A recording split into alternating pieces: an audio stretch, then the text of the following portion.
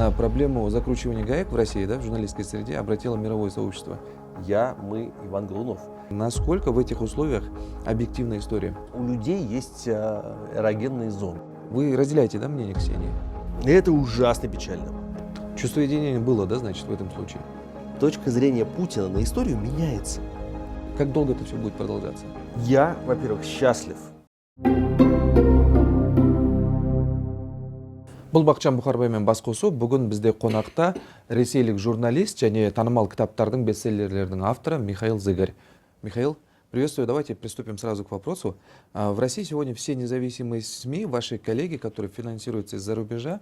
Они не финансируются из-за рубежа. Сразу хочу вас перебить, но продолжайте. Не обязательно, да? Продолжайте. Ничто из них не финансируется из-за рубежа. Тогда тем интереснее закончите вопрос. Хорошо.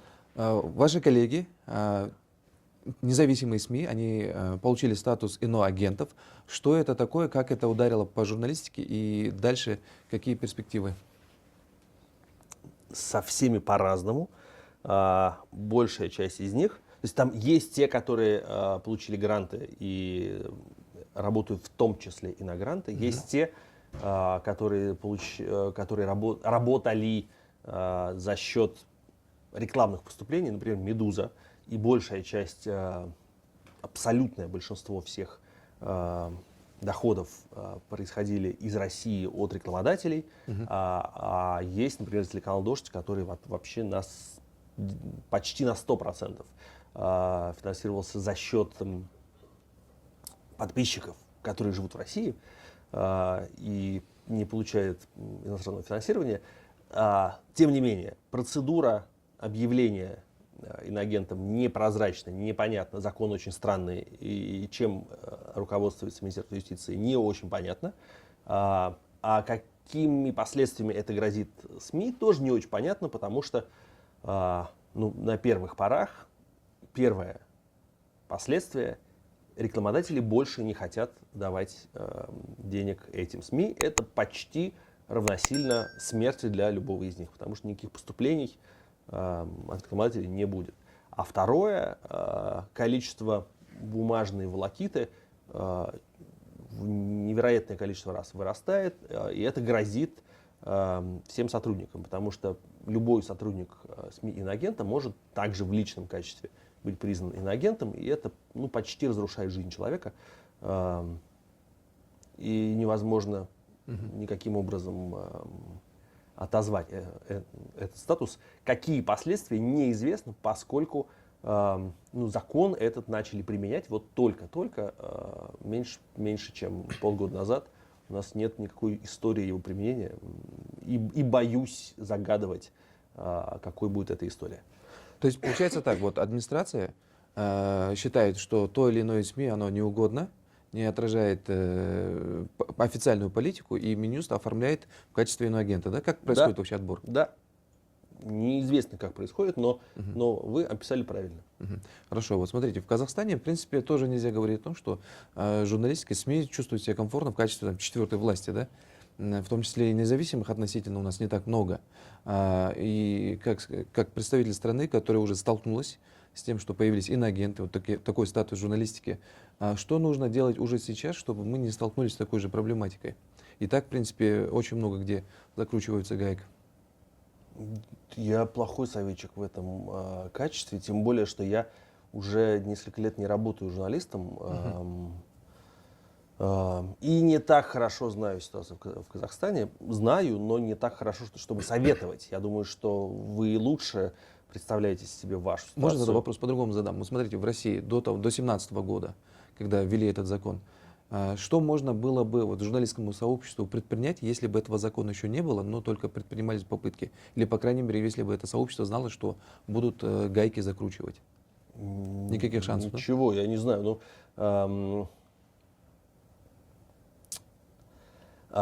Смотрите, журналистское сообщество всегда было очень разобщено. И оно до сих пор разобщено. И бьет поодиночке, никогда значит. в жизни был один момент, и он на всех нас произвел большое впечатление. А сейчас я думаю, так ли это было важно и так ли это было значительно. У нас был такой случай, когда полицейские задержали, а потом арестовали по суду журналиста издания «Медуза» Ивана Голунова, потому что ему подкинули наркотики. Ему подкинули наркотики, обвинили его в том, что он наркобарон, и это вызвало неожиданно колоссальную реакцию и общественности, и журналистов, ну, потому что многие журналисты понимали, что ему подкинули наркотики, и он ни в чем не виноват, а это неожиданно многие люди почувствовали себя причастными, потому что все знают, как легко попасть под этот каток и как невозможно из-под него выбраться. И это, почему я привожу этот пример, потому что это был единственный, первый и последний раз, когда российская журналистика вдруг отреагировала корпоративно. Я помню эти 3 одинаковые первые полосы, первые передовицы газет «Коммерсант», «Ведомости» и РБК «Дейли», 3 крупнейших новостных газет России, которые вышли с картинкой «Я, мы, Иван Голунов». И это был первый и последний момент какого-то солидарного жеста со стороны российской прессы. По какой-то причине. Я опасаюсь, что тут причинно-следственная связь может быть нарушена. Можно счесть так, что все вместе выступили и Голунова отпустили. Действительно, дело Голунова очень быстро разрешилось хэппи-эндом. Его выпустили, признали невиновным, потом под суд отдали тех полицейских, которые ему подбросили наркотики, и как бы цех защитил человека, доказав его невиновность. А потом все, что происходило после этого с другими журналистами, с другими медиа, никогда никакого коллективного действия не было. Может быть, и с Голуновым тоже было по-другому. Может быть, вот это совместное действие 3 газет и остальных СМИ было возможно потому, что власть уже решила, что его выпустят. И это было как бы разрешенное совместное действие. Черт его знает, я не знаю. Но я могу сказать, что российская журналистика никогда не была единой и никогда не выступала, журналисты не выступали вместе. Я думаю, что если бы они это делали, если бы это было возможно, наверное, к ним бы по-другому относились. Но я понимаю, что это никогда бы не случилось, потому что, в принципе, российская журналистика совсем не едина. Это 2 разных мира. Это 2 разные вселенные. И люди из одной вселенной никогда не подадут руку людям из другой вселенной, потому что они искренне не считают себя представителями одной профессии. Они искренне считают друг друга врагами. Главреду «Новой газеты» Дмитрию Муратову дали Нобелевскую премию мира. Дает ли это основание полагать, что независимые СМИ в России посмотрят на это с надеждой, потому что на проблему закручивания гаек в России, в журналистской среде обратило мировое сообщество? Или это награждение останется таким же награждением, как в каждом году это происходит? Я, во-первых, счастлив по поводу того, что Дмитрию Муратову дали Нобелевскую премию. Дмитрий Муратов мой старший товарищ, друг, великий человек, и я, как и многие российские журналисты, в тот день это был прямо праздник. Это был день, когда хотелось просто прыгать до потолка целый день, потому что Муратов лучший из нас, он достоин этой премии, и у каждого было ощущение, что эту премию дали и мне тоже, потому что как бы, Муратов символизирует нас всех. При этом мы, конечно, понимаем, что премию дали скорее в этом смысле, скорее вымирающей профессии, чем российской журналистики. Потому что премию получили Мария Ресса, филиппинская журналистка, тоже моя хорошая знакомая, я очень ее уважаю, очень люблю.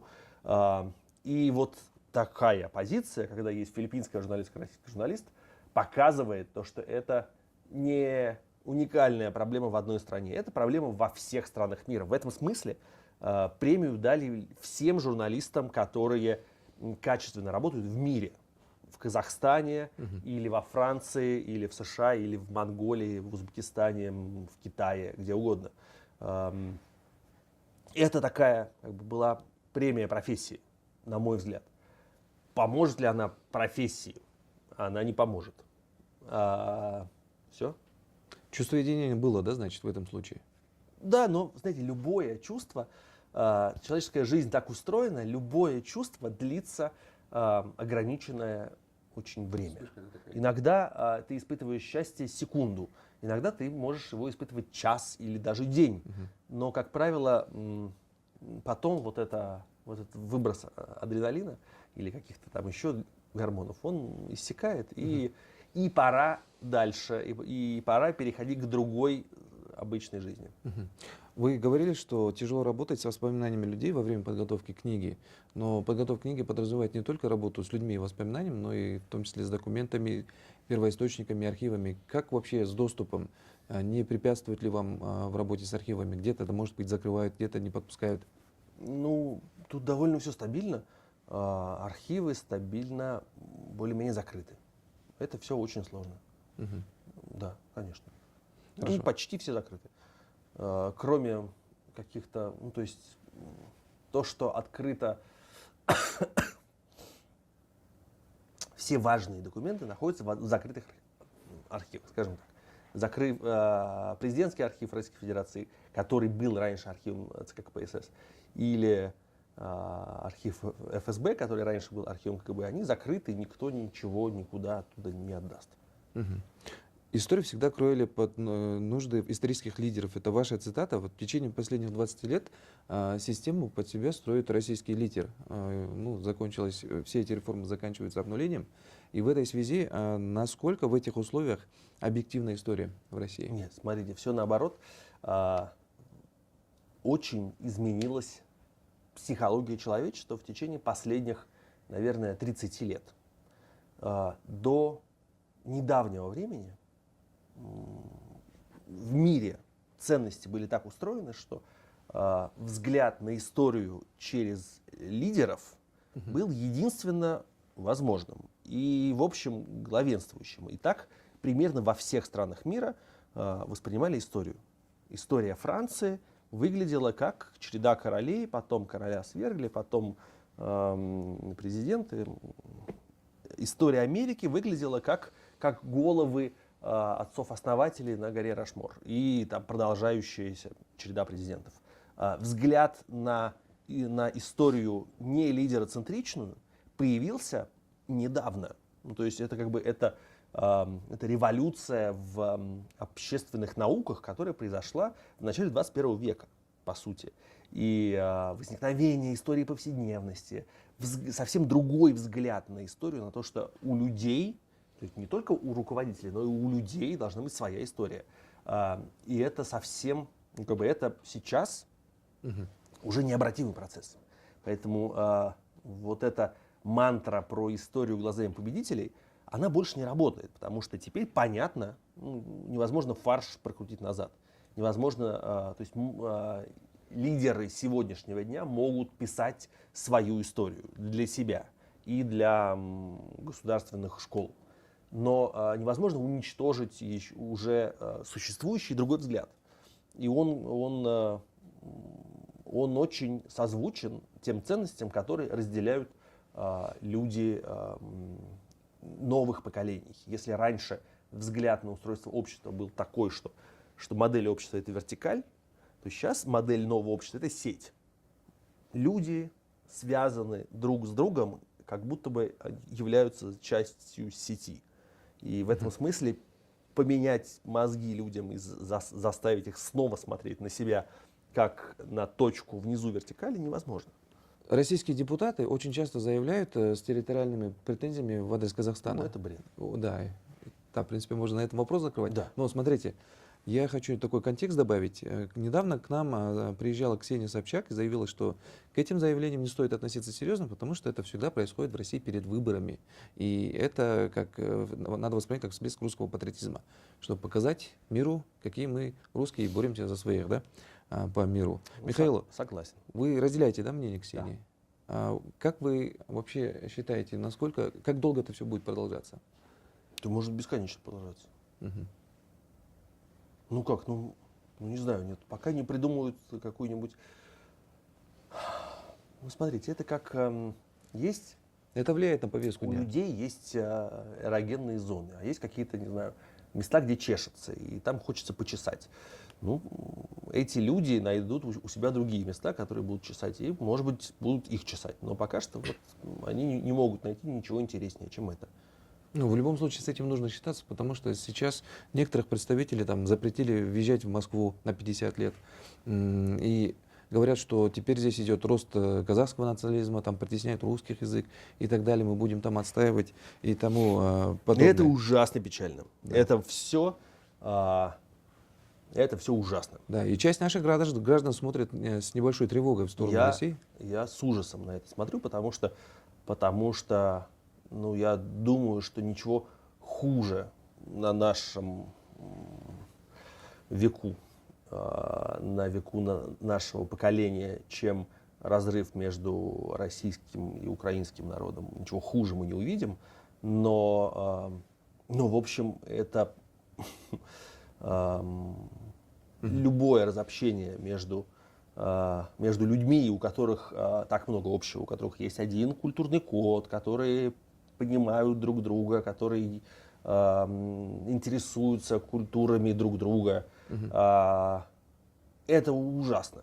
Ну, то есть, все равно, как бы, это чудовищное. Ну, то есть, эти люди, они, конечно же, я не знаю, они, наверное, даже понимают, насколько деструктивна их деятельность, и то, что они разрушают, на самом деле, все то доброе и человечное, что есть между народами, тем не менее это делают. Вот официальная позиция Кремля по этим вопросам, по выступлениям таких же депутатов российских, остается неоднозначной. И Путин в своей статье, это больше про Россию, но все равно нужно рассматривать в контексте, говорил о территориях, которые были якобы подарены и так далее. Вот вы человек, который написал книгу о кремлевской политике. Вот ответьте на финальный вопрос, пожалуйста. Стоит ли нам опасаться политики Кремля насчет территориальных претензий? Я не знаю. Я думаю, что, смотрите, меняется точка зрения Кремля, меняется. Точка зрения Путина на историю меняется. Он к истории очень внимателен. Его представление о том, какова была история, все время меняется. И прям довольно сильно дрейфует в какую-то сторону. Я думаю, что оно еще успеет измениться. Его взгляды становятся более почвенническими у нас на глазах. Нужно ли беспокоиться? Не знаю. Мне хотелось бы верить, что не нужно. Но я, как говорится, Эту опцию можно оставить, верю, но не уверен. Угу. Спасибо за ваши ответы. Я хочу пожелать вам творческих успехов. Спасибо большое. Спасибо. Сонымен достар, бүгінгі сұхбатымыз аяқталды. Біздің каналымызға жазылып, лайк басып, қоңыраушаны түртіп, пікір қалдырсаңыздар артық болмайды. Келесі рет жүздескенше сау болыңыздар.